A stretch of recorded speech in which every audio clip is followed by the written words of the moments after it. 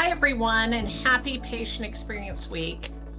As I think about what I want to celebrate around my work in patient experience, most of that comes collaboratively when I'm working with a trusted partner. And in this case, I have no better partner or friend or colleague or hero of patient experience than Deirdre Mylod. I can remember the first day I saw Deirdre. I was at an early press Ganey conference in the audience, a small room, much smaller than we have today. And there on the stage was Deirdre Mylod.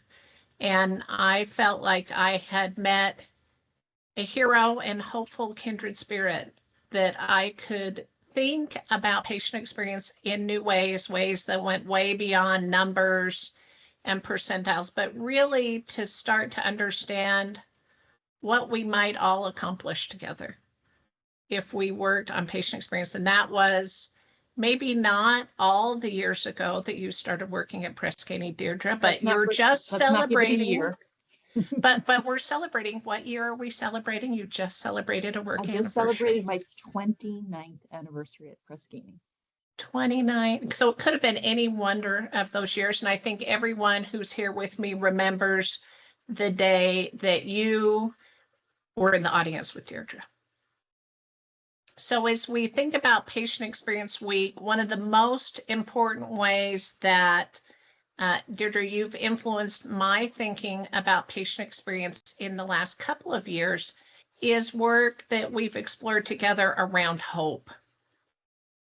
And so hope isn't a CAPS question. It doesn't show up on any of our surveys, but why don't you talk about what first got you interested in hope and how we might understand hope as one of the most important outcomes we have in healthcare? Yeah, it's a great topic for Patient Experience Week, because it is what people do for patients all the time, is help create hope for them. I first started really getting interested in hope because our colleagues at Mayo were interested in hope. And they were interested in not just hope as a ideal, but hope as something that you could become reliable about. And so that made me really want to dig in and understand, what is it exactly? How is it defined? All the nerdy stuff, how could we possibly measure it? And the first thing that I found really interesting, first of all, it's got a lot of layers. So hope is how we feel in the present about what we think will happen in the future. So it's cognitive, emotional, present, and future oriented. It is always about a goal that we have.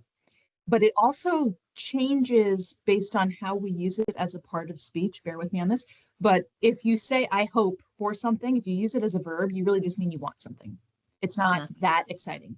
But when you use hope as a noun, I have hope, or as an adjective, I am hopeful, that's the magic that we're talking about. Not just that you want something, but that you both desire it, and you also have some level of confidence that it could happen. Because confidence is embedded in hope. If you say, I've lost hope, you immediately know that I no longer have confidence in something. You don't think I don't want it anymore. So confidence is really important part of hope. And that's where it started, was taking these ideas and pulling them apart and thinking about what they meant for patients.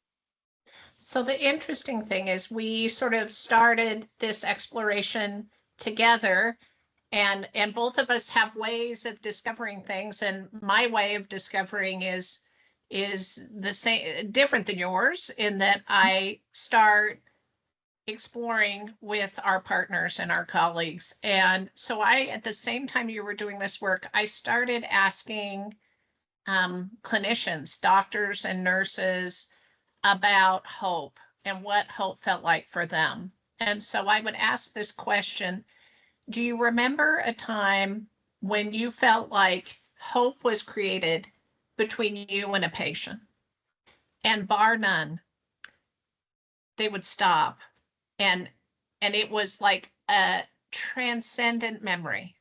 When I asked them to think of a specific time or remember the first time you created hope, and they would talk about something that was clearly a core memory, and I could almost feel the goosebumps on my skin when they would talk about a moment when hope was created between, that it's not a doctor doesn't give a patient hope, a nurse doesn't give a patient hope, but that this hope was created.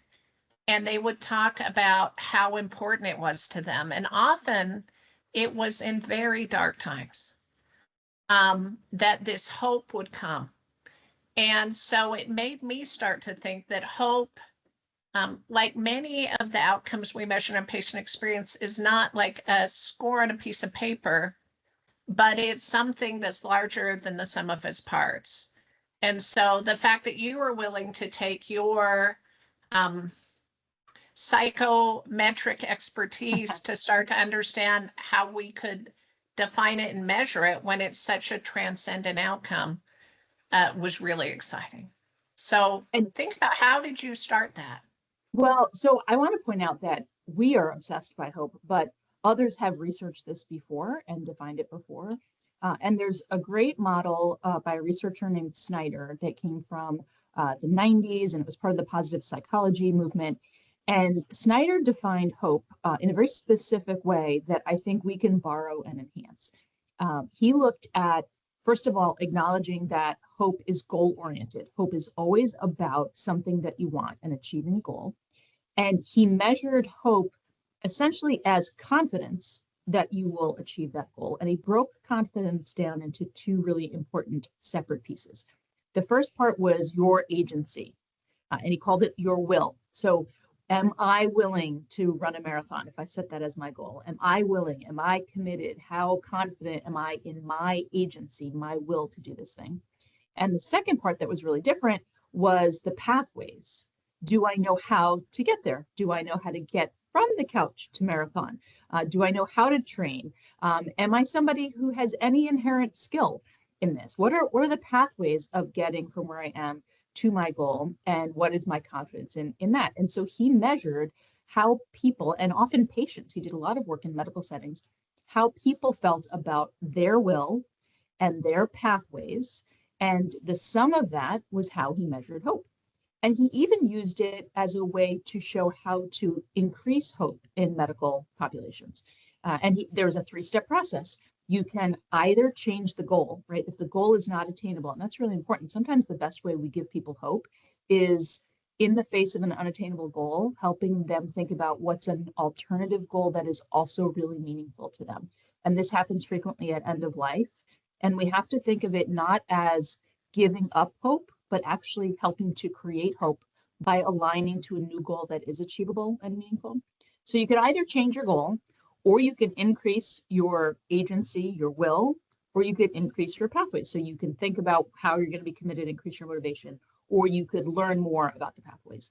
And this was a great model, and it did show that they could increase hope in patients, but it was kind of limited. First of all, I don't know how it's different than confidence, right? So it's hope doesn't become special. It is just confidence that you'll achieve your goal.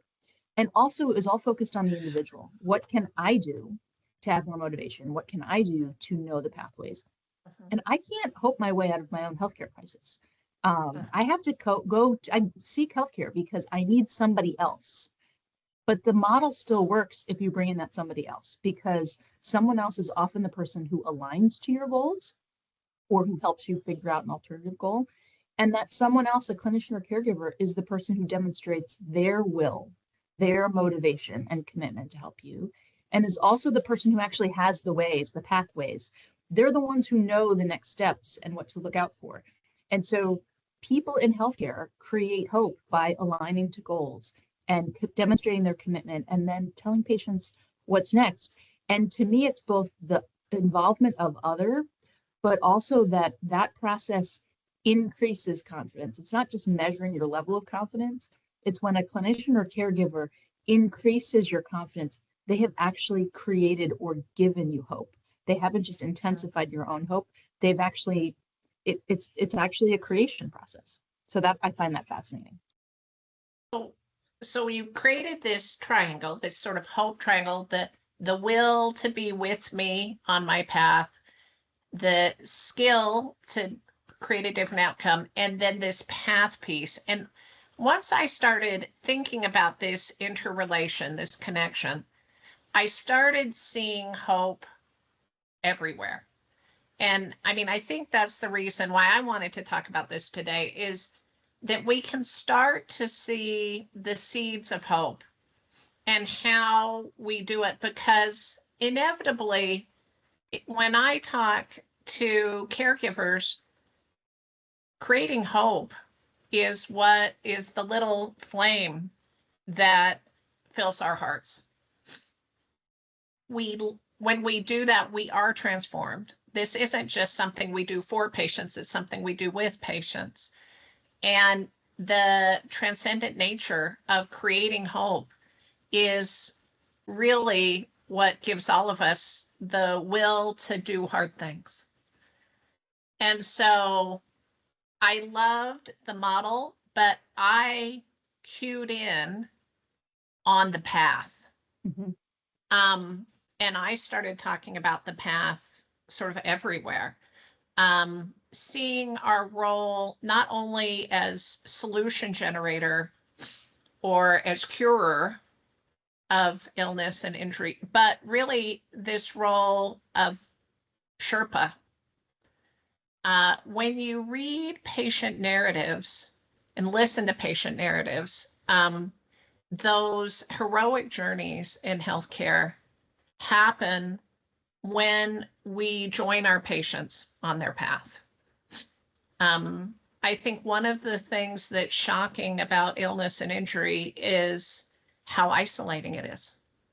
That even when our loved ones want to be on the journey with us, there are just inherent parts of the pain and suffering and the fear that come from illness and injury that leave our loved ones behind sometimes. And so this idea of will to be on the path with me, that's sort of the unique positioning of healthcare, is that we have committed to be with people in their most isolated times. I loved when you started talking about Sherpas, because Yeah. even just the analogy itself, it's goal oriented. We are going up a mountain. You are committed to me. Sherpas don't say, go that way 5 miles. I will meet you at base camp. Sherpas go with you the whole way. They're completely committed. But the Sherpas, nobody wants a new Sherpa. A Sherpa, by definition, is somebody who knows something that they don't, who's taken other people to the end of this journey, who knows what to look out for, who knows how to change course if need be, who's going to communicate and coach and encourage the whole way along. So to me, when you started saying Sherpa, I thought that was just the perfect metaphor for what people are doing when they're creating hope with patients. And what I started noticing in patient narratives is this idea of the path being not the answer, but the next step. Mm-hmm. That so often we can see far down the road. But when we're creating the greatest value and the greatest meaning for patients, sometimes it's not explaining the whole road. It's giving that next step, especially when we're giving news that's hard to hear. Being able to walk through, here will be the next step together, that next step moment of the conversation is a really sacred time. That no matter how many times we've navigated the road, and we can see those steps, and they're very common for us, that for our patients, that first step or that next step is a really precious moment. I think you're so right, in part because people lose their time horizons when they're under that much stress. Like the long journey is too much for me to think about. I just need to make sure that I know what the next thing is. But I love when you call it the next step, because it might not be the step right here. It's the proximal next to, so to speak. We're going to do this test, and we're going to look for X, and then we'll make this decision. Or we're going to try this medication, and we will try it for this amount of time. Something that lets us see that you're going to tell me the thing I need to do next, and you are thinking ahead, but I don't have to. I can rest and be confident in you because you know what that path is. You and I have both had loved ones who've had really hard healthcare journeys. Some recently, some over time. As you think about your very important work identifying avoidable suffering and the marrying of that to this idea of creating hope. When you think about the caregivers who made a difference for you, what are some of the ways they've brought these two concepts to life? We all want to avoid suffering, but the idea that the creation of hope is really the light in those hard times. Well, just those next steps, I was actually thinking about a couple of specific examples of what the next step would be and the notion of a Sherpa. At one point, my daughter needed to have a blood test in order to be eligible to start a medication. And it was 2 days before Thanksgiving. And the nurse on the phone is saying to me, okay, she has to get this blood test. You have to make sure it has to get to the lab by this. Don't go at the end of the day. Go at least by 3 because there'll be 2 courier runs after that. And then make sure, and she's giving me all of it, and she's kind of thinking out loud, but she's giving me all of this expertise distilled into what will you do in the next 5 hours that will give you an optimal outcome for your daughter, because you don't have to know all the rest of it, because she was figuring out all the ways that something could go wrong to make sure there was no way that we could miss this blood test so that my daughter could start the new medication as quickly as possible. And I remember sitting there thinking, so worried as a parent, but also I've been at Press Ganey a long time. I was also a Press Ganey employee. And I actually said to her, how do you do this so well? Because I work for Press Ganey, and she was kind of disoriented, but how do you know so much about what a parent needs to do? And she said, well, we just listen to our families and we try to make it as easy as possible for them. And I know that that's not an easy thing to do. She distilled it into something that sounds almost flippant, but we don't want our kids to be in pain, and we try to make it as easy as possible. And so what she was doing was figuring out all of those next steps so that I wouldn't have to know what they were, and I wouldn't have to navigate if anything went wrong. She had figured it all out for me. Well, I love that, because sometimes we're creating hope just through navigation. Mm-hmm. I think we're really hard on ourselves. We want to cure, and we want it to be quick, and we want it to be complete. But the interesting thing to me is that the hope comes often not in those times we aspire to, but in the walking with. How can I make this a little bit more navigable? How can I help you regroup when you've had a less than complete cure solution? Even how do I help think about when we can't regain all of our ability? That when you start reading narratives from patients, and you read your most grateful patients, those patients who want to come and share their stories with the organization, sometimes those aren't about the cure. They're about the walking with that is really powerful. So as we think about your patient experience week and how to celebrate your patient experience week, celebrating when we are with patients, regardless of whether we've climbed the mountain or we've come to the valley. It's pretty powerful. So as you think about, now that we understand how we create hope, and we understand how we can be with our patients, if we were to give ourselves all a gift, the gift of making hope 1% more reliable in our organization next week, based on what we know this week, what do you think people could do? Well, the model that you use, the will, the skill, and the path, I think makes it really concrete for people to become more reliable, and to feed that into this self-fulfilling prophecy. Because if you're thinking about the model, it means you're also realizing that you're doing it in real time, and then it becomes so rewarding. So the will, the skill, and the path. Am I communicating my commitment to this person? Am I demonstrating that I'm listening to them, that I care about them, that I have emotional intent to help them? Am I communicating that I know something about this, not in a haughty way or I know more than you do way, but we have great people at this organization. We've got the best science, everything that you need, we're going to be able to offer you, or in the appropriate terms. And then the pathways of knowing that every time you say, here's what we're going to do next, and here's what we're going to look for, and here's how we're going to navigate just to make sure that nothing could go wrong. I tell you, when that nurse helped me navigate that, I knew that I could trust those nurses anytime I called them. And I knew that they would help my child. So becoming reliable by thinking about, am I demonstrating will? Am I demonstrating skill? And am I giving patients what their pathway is?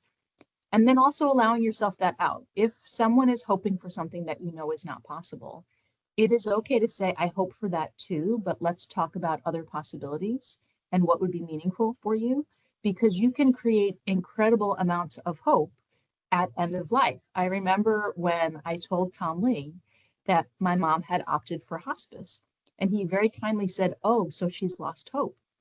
And I said, no, she's really excited about this choice, actually. She wants to see her father who died when she was a child. She wants to be comfortable. She wants to be able to do the New York Times crossword puzzle again. I don't know if they have the crossword puzzle in heaven, but she was very hopeful about her trajectory.